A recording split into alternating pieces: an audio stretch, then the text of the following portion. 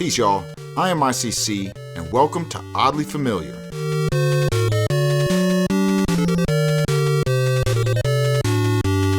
In today's episode, we have 10 more video game songs that sound oddly familiar. But before we get into that, the first thing I want to say is thanks to all the viewers who have submitted oddly familiar songs. I will credit anyone who leaves a song as long as I didn't already know about it. By the way, we have recently put up our site, uncannyx.com. The site is still new, so expect a lot of changes on there, but you can find the videos there before anywhere else. Anyways, without further delay, here is episode 5 of Oddly Familiar. Our number 10 spot is held by the A-Team on the Commodore 64, and it's pretty much the first song you hear when you turn on the game.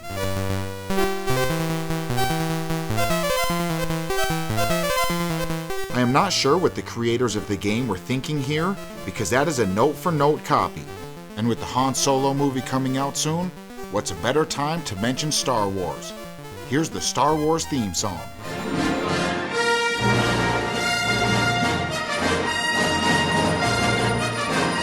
Maybe the creators of the A-Team thought the movie wasn't going to catch on, or maybe they didn't think their game would take off. Either way, that doesn't change the fact that the A-Team and the Star Wars have the same song.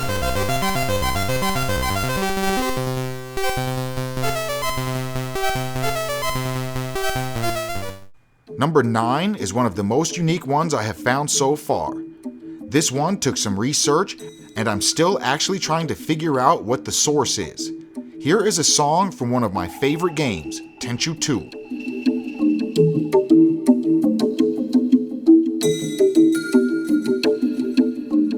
I have heard these drums in the background on a TV show, and while researching that, I came across another source. Here is a Turkish song by Ramazan Kubat from 1999.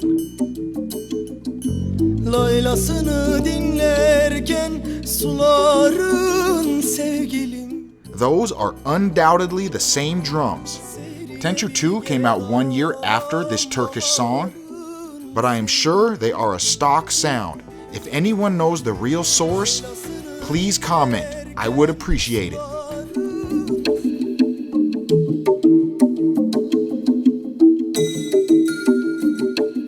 Number 8 is Willow on the NES, the Village theme. And yes, this is another Capcom game. I almost hate to put Capcom in the series at all at this point because it seems like I am picking on them, but hey, oddly familiar is oddly familiar.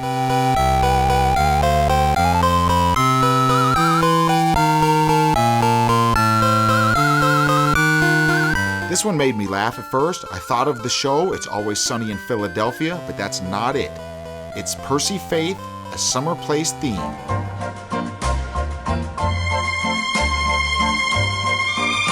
I guess Willow is just an 8-bit rendition of the Percy Faith song, but I fail to see the correlation. At this point, it seems like Capcom does it, and either doesn't care, or maybe they never thought the music in their games would be remembered almost 30 years later.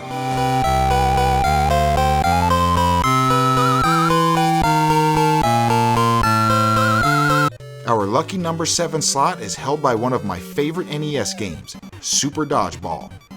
And while this game has many good songs, I want to focus on the theme of the USSR team.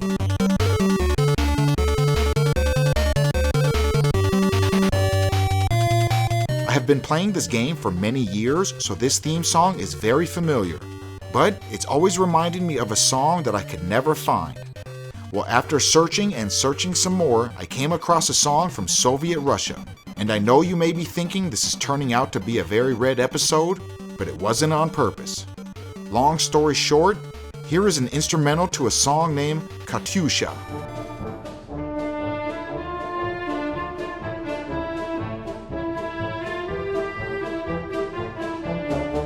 This one, I feel safe saying it was done on purpose, considering that both songs have connections to the USSR. Also, on a side note, you can find this same tune on the Super Nintendo version of Dodgeball as well. So not only can you listen to an 8-bit version, you can also listen to a 16-bit version.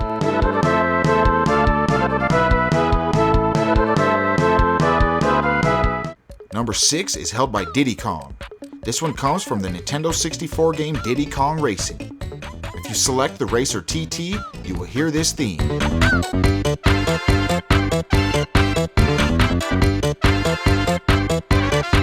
If you don't recognize it, all you have to do is think back to episode 1 of Oddly Familiar, because this is now the second time Kool and the Gang have appeared in the series.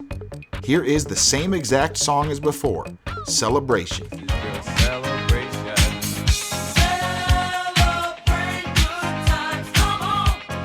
It's really no surprise that Kool and the Gang have inspired more than one producer, because they have decades worth of hits. But this is now the second time Nintendo has been inspired by the song Celebration. So now the question is, did Diddy do it? I think Diddy did it.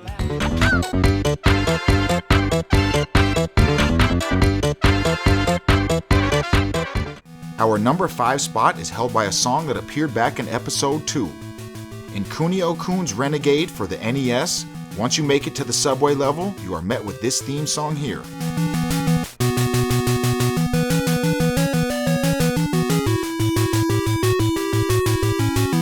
Now, a viewer who was listening to this tune actually thought of another song that sounds similar to Renegade, and after listening to it, I agree with them. Here is Led Zeppelin, Rock and Roll. They seem to have that same basic guitar riff. It might just be a popular style riff, but in my opinion, they do sound alike. So thank you to that viewer for bringing this one to our attention.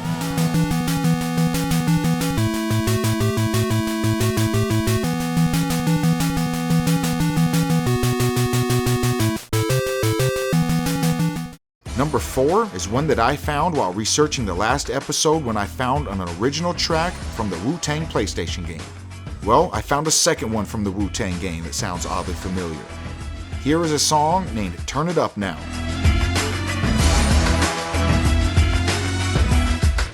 Well, this song is very similar to the Furious one that I found in the previous episode.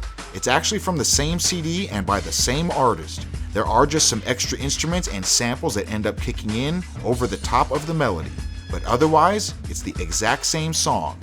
Here is Brian New, Turn It Up Now.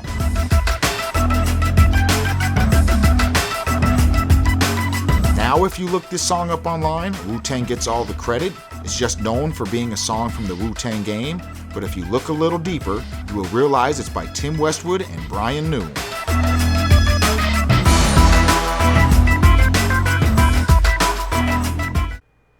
With it being the Tenchu 20th anniversary, we had to include another one. Number 3 is Tenchu, but this one has a little background to it. Here is a song from Tenchu 1 named Yami no Shiro.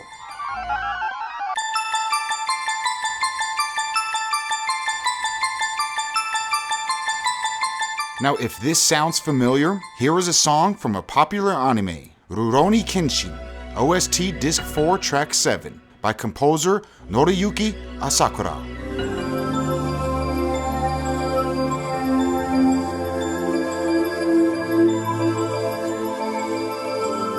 If that sounds familiar, there is a reason on this one. These are done by the same composer. The Kenshin TV soundtrack and the Tenchu soundtrack are both done by Noriyuki. So if you listen to more songs on the Kenshin OST, you will hear a few similarities to Tenchu.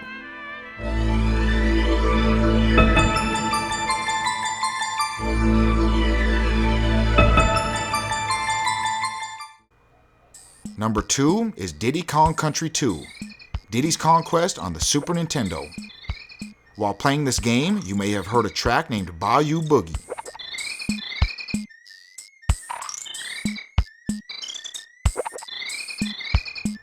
Well, it's not a bad background theme song, but that drum line sounds oddly familiar.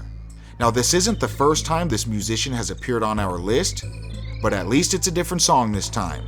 Here is Phil Collins in The Air Tonight. This one is no accident. I found the composer, David Wise, on Twitter, and he was already asked about this tune. He said he was trying to get the SNES to sound like the CR78. Respect to Mr. Wise for telling us the truth.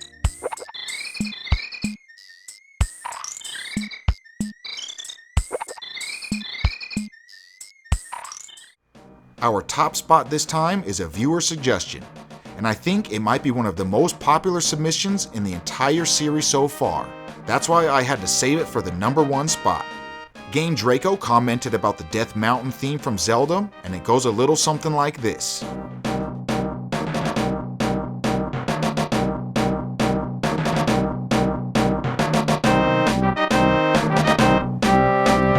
The reason I said this is one of the most popular submissions in the series is not only because it's Zelda, which is one of the most popular games, but it takes inspiration from one of the most popular theme songs from a movie, Star Wars: The Imperial March.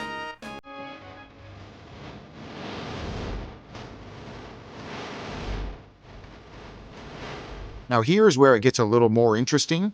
Game Draco gave a few links to a few different mashups of the two themes. I listened to them all, but I chose my favorite one and asked the YouTuber if I could use a little bit of his mashup. And luckily, they said yes. So first things first, thanks to Game Draco and thanks to Red and Green. Here is a mashup of Zelda Death Mountain and Star Wars: The Imperial March by Red and Green, recommended by Game Draco.